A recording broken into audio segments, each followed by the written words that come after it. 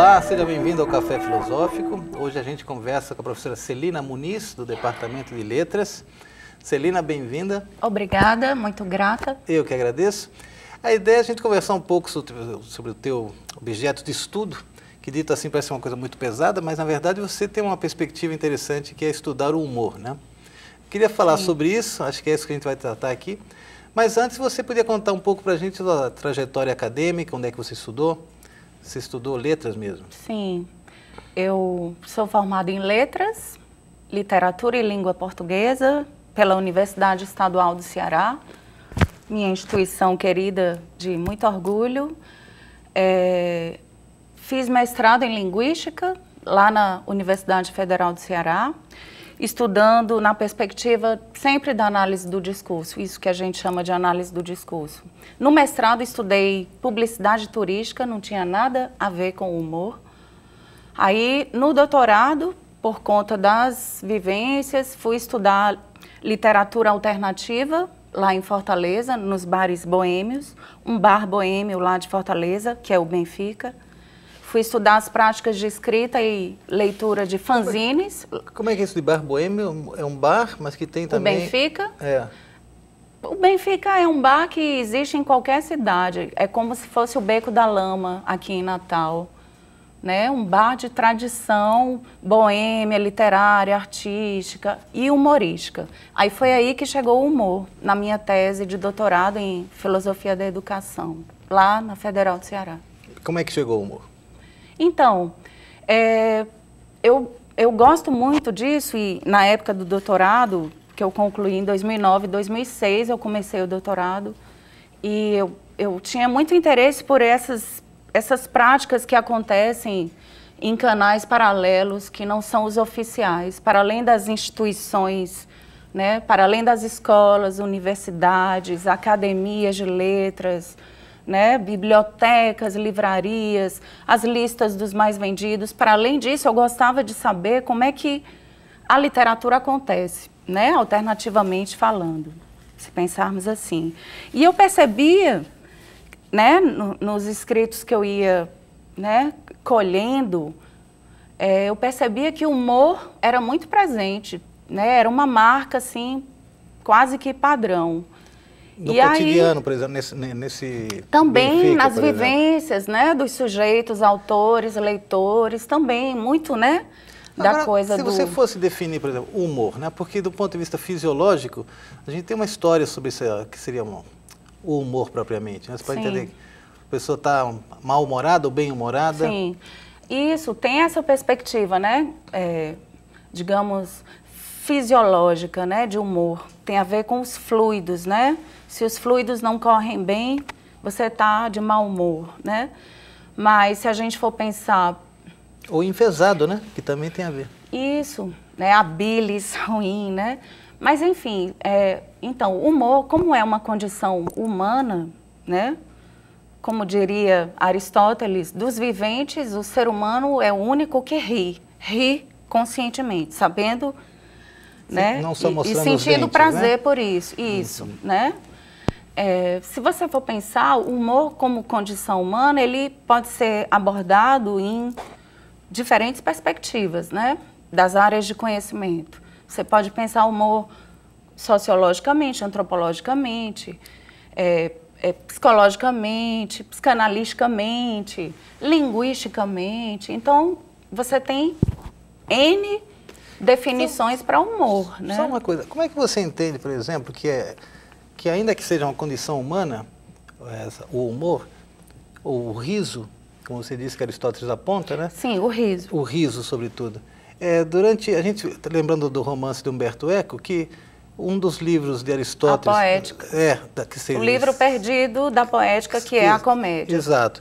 E você vê como, do ponto de vista da igreja, ou de certa parte da igreja, esse riso, embora seja algo próprio do ser humano, também parece algo animalesco, no sentido que sai da sua sobriedade, se pode comparar um símio.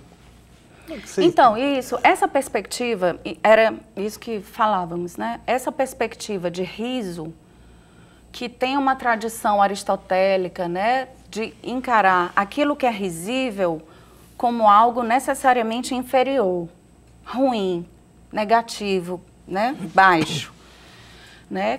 Uma tradição, né, socrática, platônica, né, de achar que existe um mundo belo, bom, ideal, e tem um resto aqui que não merece existir, que não deve existir. Então, a perspectiva de riso para o Aristóteles tem um quê desse ranço, de achar que daquilo que você ri é porque é ruim, é negativo, é o ridículo. É um riso de desdém? Isso, um riso de zombaria, exatamente. Né? E a perspectiva lá do romance, né, o Nome da Rosa, do Umberto Eco, é exatamente tentar explicar, né, naquele romance genial, maravilhoso dele, como é que, na história do livro, você vê essa disputa entre perspectivas sobre o riso.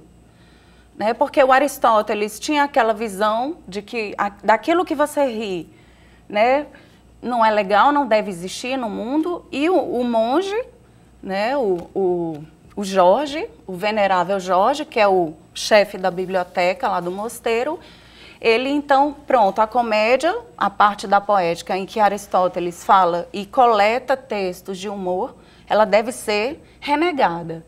E aí ele coloca o veneno, etc e tal, né? Mas na história da filosofia são poucos autores que chegam a tratar o riso como algo próprio do humano, né? Acho que Aristóteles, não sei, viu? Bergson, talvez. Não sei. Quem porque, que você por tá exemplo, Por exemplo. Assim, na tradição, antes de Aristóteles, né, na verdade, Platão já teria falado sobre o riso lá no Filebos, que ele fala sobre prazeres, na verdade, né? Então, o prazer de rir, o rir, né, consciente, racional, você sabe do que está rindo, né? Esse prazer é humano, intrinsecamente humano, e nenhum outro animal, né, no mundo teria esse prazer. Isso na perspectiva filosófica. Aí lá vem depois, tempos depois, né? Assim, se você for pensar, né, linearmente a história, claro, né?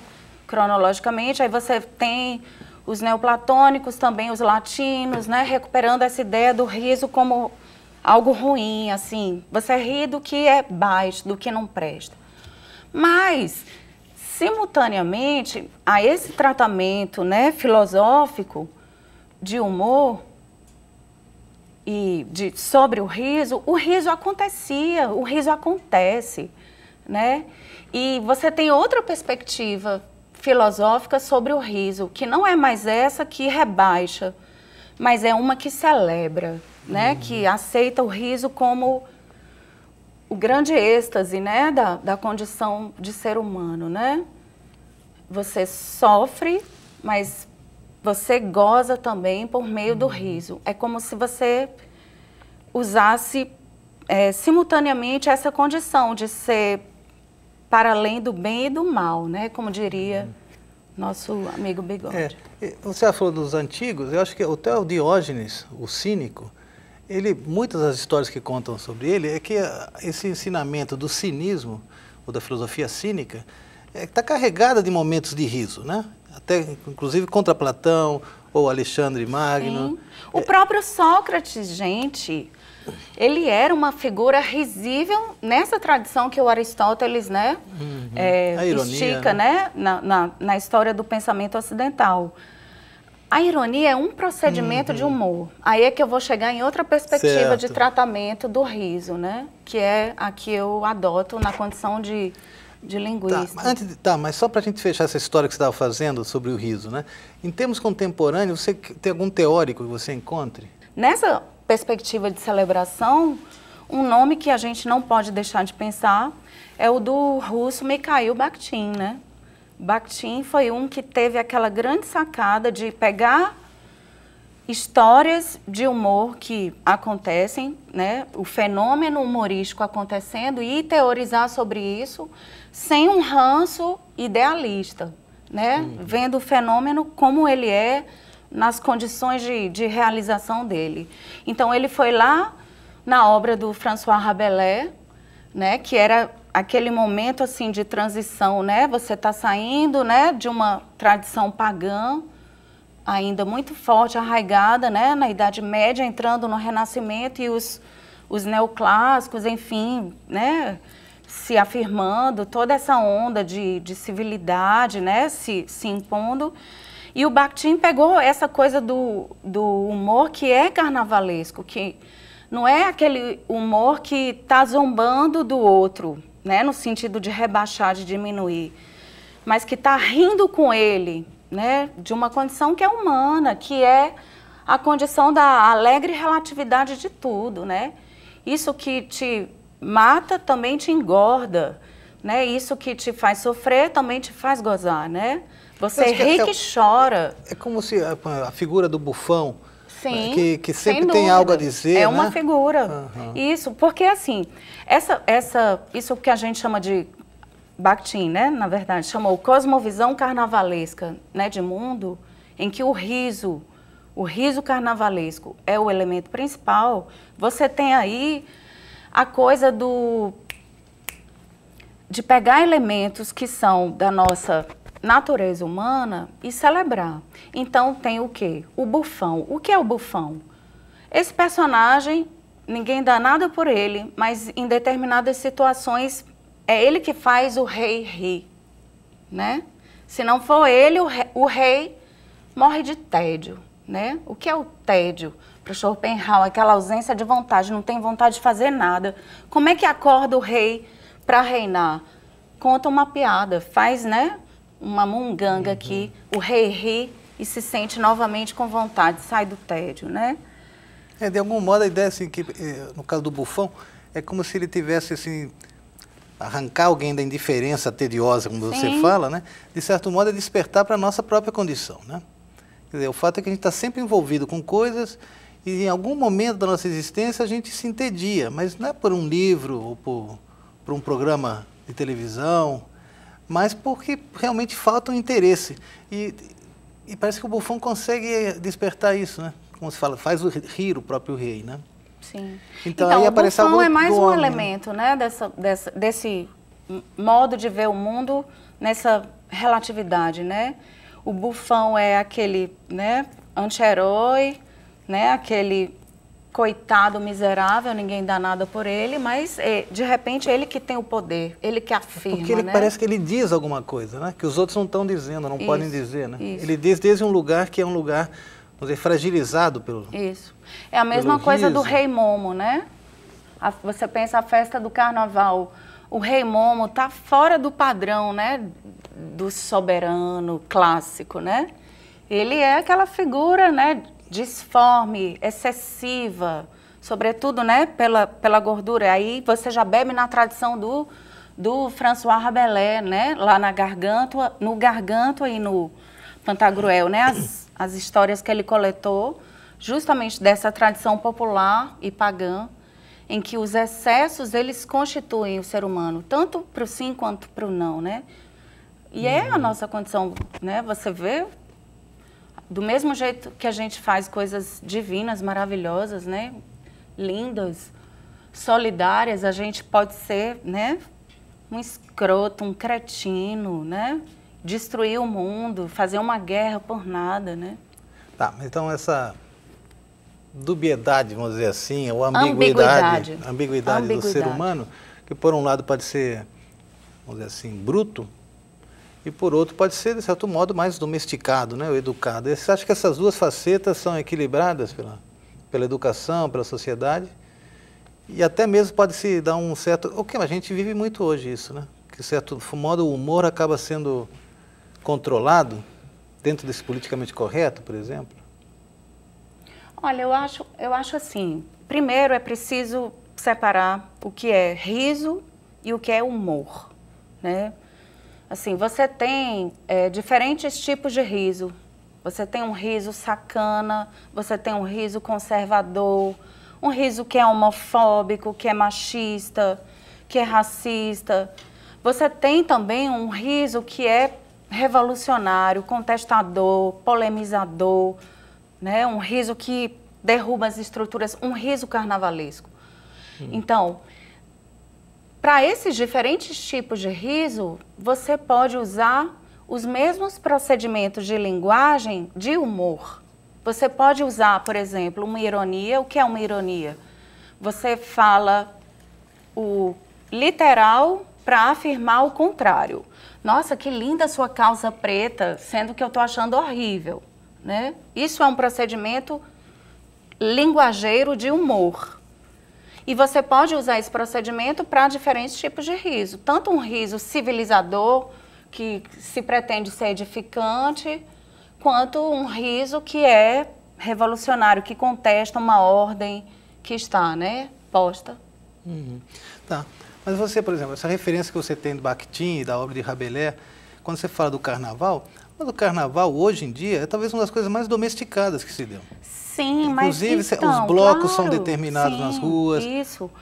É por isso, então, mas nessa cosmovisão carnavalesca, você não pode pensar, por exemplo, nas dicotomias, né, muito estabelecidas, né? Ou bom ou mal, né? Ou belo ou feio. Não, mas não estou pensando em dicotomia. Não, eu aqui. sei. Então, na cosmovisão carnavalesca, eu não afirmei isso, né? Isso é denegação para o Freud. Na visão carnavalesca, as coisas se completam, fazem alianças num círculo inacabado e totalmente contraditório. Então, por exemplo, você tem gradações. Pega aí, por exemplo, sei lá, um carnatal da vida. Claro, totalmente enquadrado numa ordem estabelecida e, por isso, soberana, de alguma forma. Vai lá, bota a pulseirinha, tem que pagar em 12 parcelas no cartão, né? Mas, ao mesmo tempo, você tem outros elementos que fogem dessa ordem. Por exemplo, a embriaguez. A embriaguez é uma condição humana. Eu preciso, né? O Nietzsche dizia isso. O nosso atavismo dionisíaco, né? Totalmente imemorial, né? É uma condição, da mesma forma como a gente sonha, a gente produz imagens, né? Lindas, né? A gente é um artista por meio do sonho, a gente é apolíneo, a gente também é dionisíaco por meio da condição da embriaguez. E essa embriaguez se reafirma no carnaval, independente de ser um carnaval careta ou não. Né? Vamos devagar, então. Primeiro você fala da embriaguez. O que você está entendendo por embriaguez? Dissonância de si, quebra da unidade. Sim, mas então eu volto a insistir em que carnaval que você tem em mente, porque quando você me remete a... Não, falávamos do carnaval na cosmovisão da transição da Idade Média para o Renascimento Então, mas na eu obra penso do em Rabelais, hoje em cuja dia interpretação Bakhtin faz. Pronto, então, mas pensando no carnaval hoje, e você se referiu ao Carnatal, por exemplo, com esses carnavais fora de época, eu diria até mais, todos os blocos de carnaval que estão em São Paulo, no Rio de Janeiro, etc. Você fala em embriaguez. Essa embriaguez, ela não é da ordem da embriaguez que está fora do álcool. Ao contrário, é uma embriaguez promovida pelo álcool. Então, o que eu estou pensando, e acho que Nietzsche também, quando fala em embriaguez, não é de modo alguma apologia ao álcool. É uma apologia à celebração da vida. Então, por isso que eu me pergunto como é que você... Eu falei dissonância de si. Você então, chega não é uma contradição. A um êxtase tal, né, que você se dissolve, você deixa de ser indivíduo, né, une, você se perde na massa. Nesse carnaval, você pode alcançar isso de diferentes formas, inclusive pelo recurso ao álcool, mas não só. O álcool é só um detalhe, você pode alcançar isso pelo êxtase estético, você, né, lendo um livro aqui que te comove, né, te faz perder a noção de si. Né? Embriaguez não nesse sentido, está lá na origem da tragédia. Não, só queria entender como é que a gente pode resguardar, por exemplo, os carnavais que ocorrem no país, que são totalmente orquestrados por empresa, que cobram um abadá, etc. e tal, e que a embriaguez não é suscitada por essa catarse que pode acontecer num movimento, como você, por exemplo, está indicando aí, né? Está falando da tragédia e tal. Olha, na tragédia é uma coisa muito diferente que acontece. O indivíduo realmente se desintegra, ele tem vamos dizer assim, uma relação dionisíaca com aquilo que está acontecendo. Nos carnavais que a gente vê pela televisão, etc., não é isso que acontece. Né? Ou você pensa que realmente acontece isso? Eu acho que eu não estou entendendo esse caminho. Eu acho que não se trata de comparar, sabe? Essa comparação é justamente uma visão civilizadora de riso. esse riso pode, esse riso não pode, esse está autorizado, esse não está autorizado, esse é bom, esse é ruim. Não, sabe? Eu só estou querendo entender um pouco o que você está colocando. Dicotomização, ela é uma faceta do riso. Nem todo riso se prende a essa cosmovisão de mundo, né? A cosmovisão carnavalesca não tem nada a ver com os festejos que colocam na vinheta Carnaval 2018, né? Tá para além disso. Então né? você acha que eu também acho que então eu estou entendendo essa concepção carnavalesca. E na carnavalesca, cosmovisão carnavalesca que quebra com essa dicotomização de mundo, né? Que é civilizadora, que é dessa herança socrático-platônica, aristotélica, essa quebra de correntes, né, de gavetas, ela vai dizer o quê? Olha, eu posso ser um sacana rindo e posso ser um revolucionário rindo. É por isso que o riso não cabe numa definição. Se você assume uma perspectiva de que o riso não é uma coisa só, né? Ele é totalmente assim, né? Não tem uma definição final, precisa, absoluta. O que é rir, né? Claro, eu posso dizer, é uma condição humana, tá? Talvez a única definição precisa e acabada de riso. Mas se você for pensar o riso em gavetinhas, você vai ver que existem gavetinhas plurais, inúmeras e contraditórias.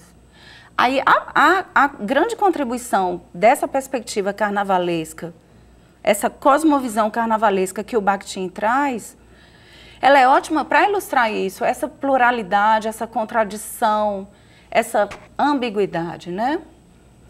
E, ao mesmo tempo, mostrar como toda essa contradição e pluralidade passa por coisas que são unas, que são os procedimentos de linguagem. O Freud mostra isso, né, lá no Os Xistes e Sua Relação com o Inconsciente, uma obra de 1905.